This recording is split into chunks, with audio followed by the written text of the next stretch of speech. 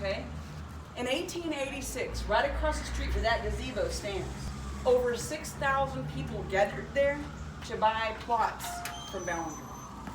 And it was because the railroads were merging. You can help me with this. Gulf, Santa Fe, Colorado. They were merging, and they wanted to create a new county seat. They moved Reynolds County, which is now Ghost Town, to here. So Reynolds County was originally where the county seat was. And they said, no, we want y'all to come here, come one, come all, bring your stuff on your wagons. Someone must be hurt. Bring your stuff on your wagons, because we're going to sell you the lots for less than half. That day, this was a booming town. But that day, we're pretty sure, we know that building was here. That was the Adolph Shaw grocery store. Of course, they had to shut down all the saloons in 1910 when the Prohibition time came. So all the saloons, it was like a whole bunch of them, I don't even know how many, all shut down and had to create legitimate businesses. This was just a house. And then they extended it later. But on that day, people all gathered there to buy the pieces of land in the city. So between that time and 1905, we don't have a lot of background, because in 1905, there was a huge flood in Ballinger that wiped out a huge portion of Ballinger. The Colorado River on that side overflowed and just flooded the entire city this way. So they stopped building this way and started building that way. We have pictures in the museum area, we'll show you. So it wiped out all the courthouse records. The old courthouse was right here. They moved it to that one. This was just this was the park complex. We added the old to it because they annexed it to make it the old complex, the old park complex. This was just the Park Hotel in the 50s and 30s. We decided to, park right over yeah, we decided to give it part of its original name and add the old to it to make it old and new again. Between the time of 1910 and now, there's been many, many owners. One of the owners bought the place in the late 1800s and the early 1900s. We discovered this when we were researching for Dan's book. We went to old hotel pamphlets that were online and the Ballinger Ledger. We bought the archive to it. Discovered there was a man named Washington Hampton Seacrest the First. He was an Army Texas Ranger. Well, actually, he was a Texas Ranger in the Confederate Army. And he was the one that brought Santa Anna back in handcuffs. His son purchased this building, Washington Hampton Seacrest II, in about 1910, maybe earlier, but we don't have an exact time. We just know he had it till about 1918, okay? He called it the Three Sisters Hotel. Now, when this place was originally put together, we have evidence to show that this was a school, it was a brothel twice, it was a hunting lodge for hunters, it was a boarding house, it was a courthouse. In the 1950s, it was a music store because the Keel family were carnies, so they sold pinball machines and music boxes right out of here. And they told us like 6 months ago, hey, you know, my dad dug a big hole in the back of the courtyard, and if you dig down far enough, there's pinball machines, music boxes, and dishes everywhere. So like that might be something we can adventure someday. He said they're a big hole full of it. So when Washington Hampton Seacrest II bought the place, he had a lot of kids. Some of their names were Octavia, Jessie, and Kitty, and Isabel. Isabel was Kitty, wasn't she? They had Joseph, and there was another, and we're still trying to remember all the names. And then they had a cousin family that also lived here.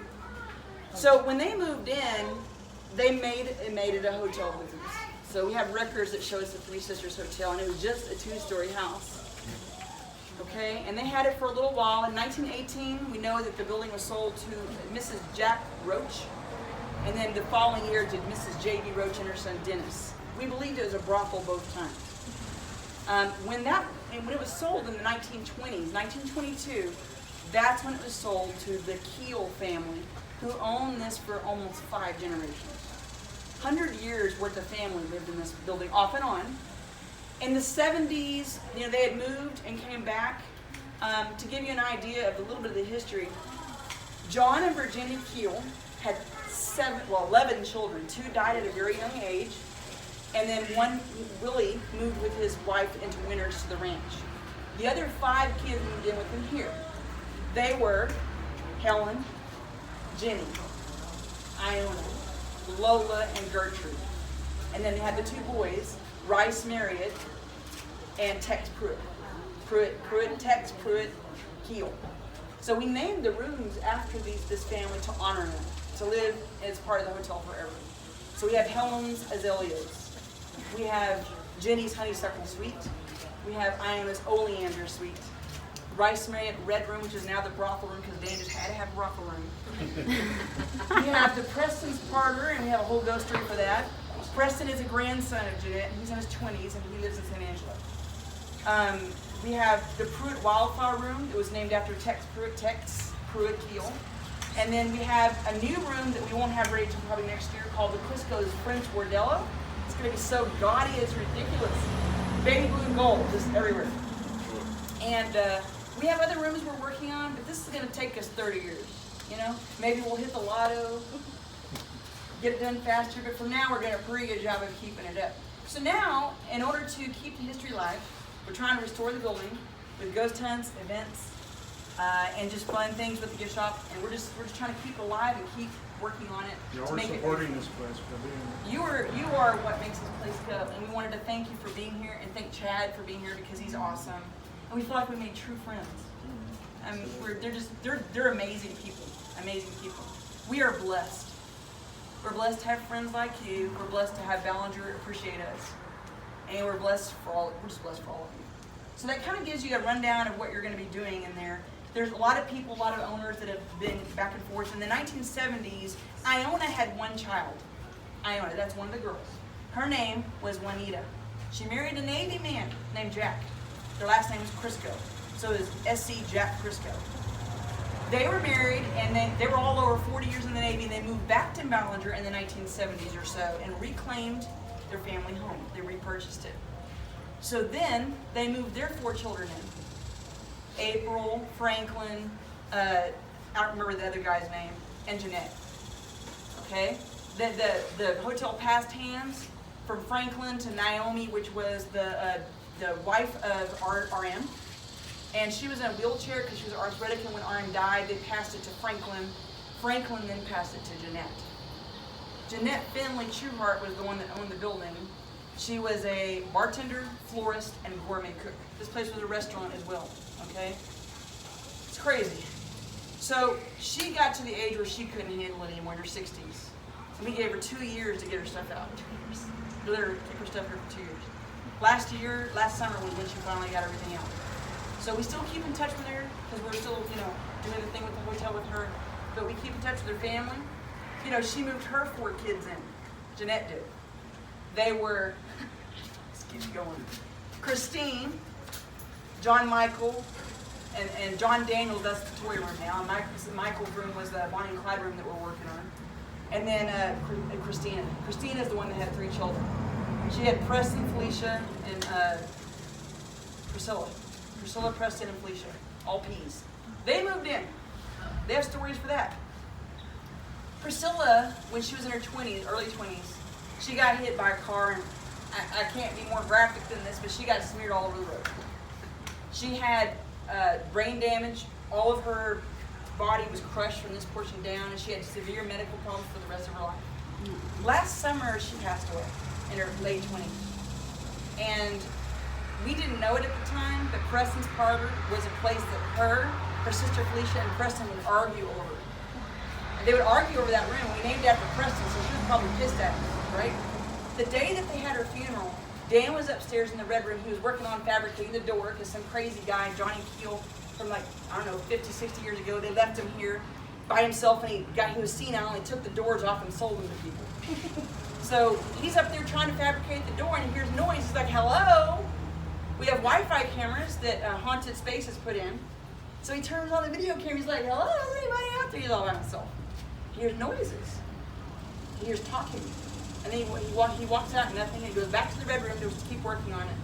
And he decides to turn on the camera, and we catch the video of the door slamming shut as fast, as hard as it can. So that room in the Pruitt Wildflower room is starting to pick up a lot of activity. The yellow room, if you're an empath, you might be affected. That because, room is off limits. Okay. It makes empaths feel sick and nauseous and not good sometimes. Like, we don't know what's going on in there, but that's going to be off limits room, but you can see it, on the website in general. But we got lots of other rooms. In the back, we've got a lot of stage rooms. There's actually a room in the very back. We're going to call it a Clements Calamity because it's named after an outlaw called Clements who ran for the mayor of this town. He was an outlaw. He thought everybody forgot. I'm going to run for mayor. Yeah, he got shot in the eyeball. He didn't make it for mayor. Let's just put it that way. But he was related to two other outlaws that actually went through the town. Jim Millard, the killer, the deacon, they called him. And they also John Wesley Harton. They were related through the sister cousins. They got married. And then there was the other two outlaws were Sam Bass and the Newton boys. And they went through this area a lot and stagecoach robberies. This was a rough town. A rough town. A lot of robberies, a lot of killings. But now it's a nice town. But that courthouse, that spot right there is where they all gathered. And it all brings us to this spot. And we just took it. It just said antiques. Someday we'll get this painted up and all fixed. But for now, we are just really glad to have you here. And that pretty much concludes the tour. You will get to see in the hallway where the museum is, there's a family history of the Keels. There's all the information about the outlaws if you want to look at it. And then there's the whole Keel family album, which took me like 2 years to copy and photo. And you'll see pictures of Tex Pruitt. You'll see pictures of R.M. and the girls, Lola and all of them, and Helen. There's a big picture of Helen sitting in front of them. You'll see all of them, and you're welcome to look at that, and hopefully someday we'll get some lights in there so you can see and stuff. One quick interjection. From doing research, when you dig up Texas history, and I looked at a lot of things, we live in modern times right now, which looks peaceful. This area of Texas was one of the roughest, bloodiest places you could imagine back in the day. I've dug up books where people just, if you looked at somebody the wrong way, they would kill you. That's basically how it was. And people don't realize that's how brutal it really was. We've heard stories that people were hung right out here. Oh yeah, Bonnie on and this Clyde. lawn. Because Bonnie only lived that's one of the old jails, and a lot of stuff has Ruiz. gone down out here. And people wonder about why are buildings so haunted? You know, why does it happen? But when you look at history, it all kind of winds in. And you got to take yourself out of the present thinking and put yourself in the past, and it starts making sense. We just keep finding more things, you know. And every time we learn something new, we add it to the historical part. Yeah, Connie. Amazing. Ladies and gentlemen.